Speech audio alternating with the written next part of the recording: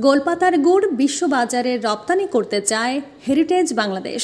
সুন্দরবনের গোলপাতা গাছ থেকে রস সংগ্রহ করে গুড় উৎপাদন কার্যক্রম শুরু করেছে হেরিটেজ বাংলাদেশ, যার অংশ হিসেবে আজ খুলনা জেলার দাকব উপজেলায় প্রায় শতাধিক গাছিদের প্রশিক্ষণ প্রদান করা হয়েছে।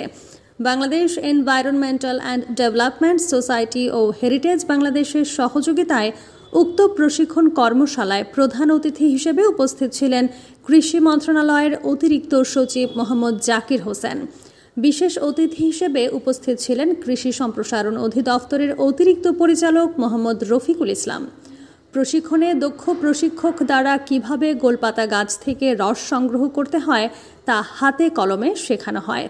হেরিটেজ বাংলাদেশের প্রতিনিধি মেহেরুজ্জামান সবুজ BD24-কে জানান, কৃষি মন্ত্রণালয়ের সাবেক সহযোগিতা পেলে গোলপাতা গাছ থেকে রস সংগ্রহ করে গুড় উৎপাদন কার্যক্রম আরও বিস্তার ঘটানো এবং দেশের বাইরে রপ্তানি করে বৈদেশিক মুদ্রা অর্জন করা সম্ভব। উক্ত প্রশিক্ষণ কর্মশালায় সভাপতিত্ব করেন বাংলাদেশ সুগার ক্রপ গবেষণা ইনস্টিটিউটের মহাপরিচালক ডক্টর কবির উদ্দিন আহমেদ।